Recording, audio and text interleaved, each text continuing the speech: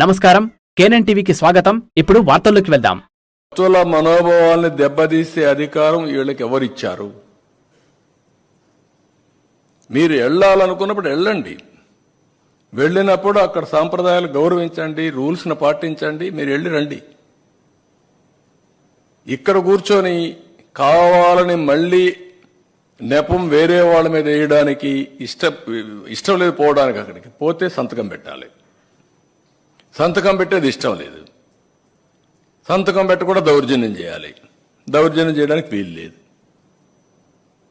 కాబట్టి మీ యొక్క సమస్య అది. We are very clear. నేను అదే చెప్పాను మొన్న మీకు అందరికీ.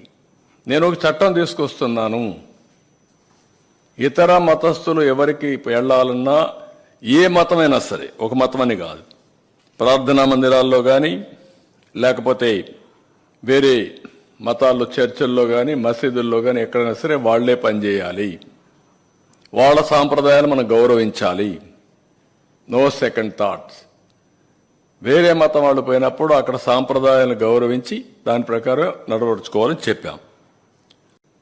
ఇంకొక ఆయన మాట్లాడుతున్నాడు. ఏం మాట్లాడతాడంటే, ఒక ఆయన అయితే వాడు జనరల్ సెక్రటరీ పెట్టారు, అడ్వకేట్ ఎవరో ఒక అతను, పంది మాంసం బంగారం,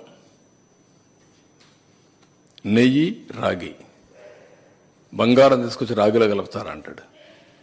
అంటే మనోభావాలు అంటే లెక్కలేదా మీకు? కనీసం మీరు కండెమ్ చేశారా? మాజీ ముఖ్యమంత్రి గారు,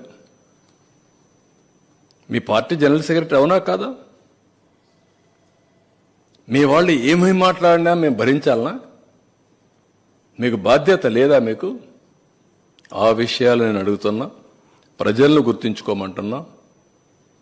ఎట్టి పరిస్థితిలో వెంకటేశ్వర స్వామి సన్నిధిలో కానీ, వెంకటేశ్వర స్వామి టీటీడీ ఆధ్వర్యంలో నడిపే వ్యవస్థల్లో కానీ అపవిత్రం జరపకుండా కాపాడే బాధ్యత మేము తీసుకుంటాం. చాలా గట్టిగా ఉంటాం. దాంట్లో ఎక్కడా రాజీ లేదు.